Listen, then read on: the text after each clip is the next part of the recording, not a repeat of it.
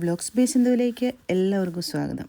നമുക്കിന്നൊരു ക്രിസ്മസ് സ്പെഷ്യലായിട്ട് ഒരു ചിക്കൻ പെരട്ടാണ് ഉണ്ടാക്കാൻ പോകുന്നത്. അപ്പോൾ അതിനായിട്ട് ആദ്യം നമ്മളൊരു ഉരുളി എടുത്ത് അടുപ്പിലേക്ക് വെച്ച് അതിലേക്കൊരു 4 ടീസ്പൂൺ മുളക് പൊടി, 2 ടീസ്പൂൺ മല്ലിപ്പൊടിയൊക്കെ കൂടി ഇട്ടിട്ട് നല്ലോണം ഒന്ന് വറുത്തെടുക്കുകയാണ്. അപ്പോൾ നല്ലോണം ചുമന്ന് വരുന്ന രീതിയിൽ നല്ലോണം വറുത്തെടുക്കണം.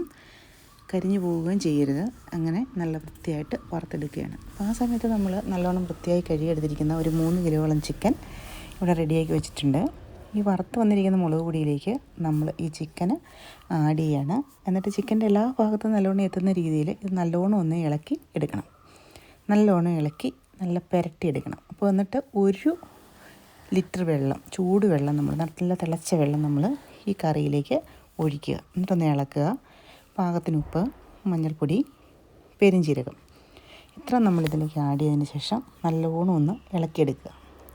ഒപ്പം തന്നെ ഇഞ്ചി, വെളുത്തുള്ളി, തേങ്ങാക്കൊത്ത്, കറിവേപ്പില, പച്ചമുളക് ഇത്ര സംഭവങ്ങൾ നമ്മളിതിലേക്ക് ആഡ് ചെയ്ത് കൊടുക്കുക.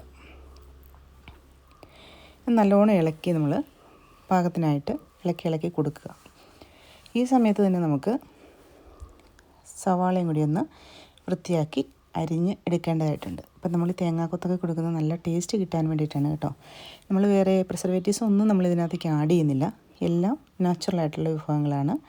അപ്പോൾ സവാള നമ്മൾ കടുക് പൊട്ടിച്ച് അടുപ്പിലൊന്ന് വെച്ചതിന് ശേഷം നല്ലവണ്ണം ഒന്ന് വഴറ്റിയെടുക്കുകയാണ്. അപ്പോൾ അല്പം ഉപ്പും മഞ്ഞൾപ്പൊടിയൊക്കെ ഇതിലേക്ക് നമ്മൾ ഇട്ട് കൊടുക്കുകയാണെങ്കിൽ പെട്ടെന്ന് വഴന്ന് വരും. ഈ വഴന്ന് വന്നിരിക്കുന്ന സവാള നമ്മൾ ചിക്കൻ പെരട്ടിലേക്ക് ഇട്ട് കൊടുക്കുകയാണ്. എന്നിട്ട് നല്ലോണം നമ്മൾ ഇളക്കി ആ വെള്ളം ഒന്ന് പറ്റിച്ചെടുക്കണം. അപ്പോൾ നമ്മൾ ഏകദേശം അതൊന്ന് പറ്റി വന്നിട്ടുണ്ട്. ഈ സമയത്ത് നമ്മൾ കുറച്ച് നല്ല വെളിച്ചെണ്ണ ഇതിലേക്ക് ഒഴിച്ചു കൊടുക്കണം. നമ്മൾ വേറെ എണ്ണയൊന്നും നമ്മളിതിനകത്ത് ഒഴിച്ചിട്ടില്ല.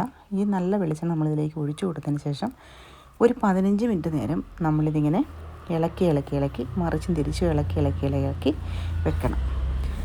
അപ്പോൾ ഈ ഏതാണ്ട് ഇതുപോലെ ഇരിക്കും. നമ്മൾ കറി വെച്ച് കഴിയുമ്പോൾ ഇങ്ങനെ കോരി എടുക്കുമ്പോൾ ഇതുപോലെ ഇരിക്കും. ഇതാണ് ചിക്കൻ പെരട്ട്. ക്രിസ്മസിനൊക്കെ നല്ല ശരിക്കും കഴിക്കാൻ പറ്റുന്ന ടേസ്റ്റി ആയിട്ടുള്ള ഹെൽത്തി ആയിട്ടുള്ളൊരു വിഭവമാണ്. കുട്ടികൾക്കൊക്കെ ഉണ്ടാക്കി കൊടുക്കുക.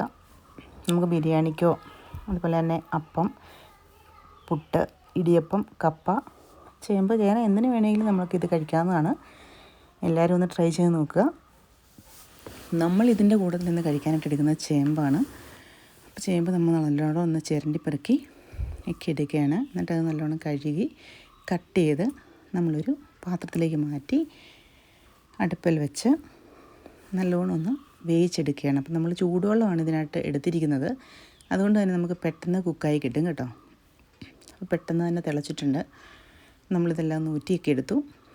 ചേമ്പ് റെഡി ആയിട്ടുണ്ട്. ആ ചേമ്പിൻ്റെ കൂടെ നമ്മളിന്ന് ഈ ചിക്കൻ പെരട്ട് കൂട്ടിയാണ് കഴിക്കുന്നത്. എല്ലാ പ്രിയപ്പെട്ടവർക്കും ക്രിസ്മസ് ആശംസകൾ. എല്ലാവരും ഒന്ന് ട്രൈ ചെയ്ത് നോക്കൂ.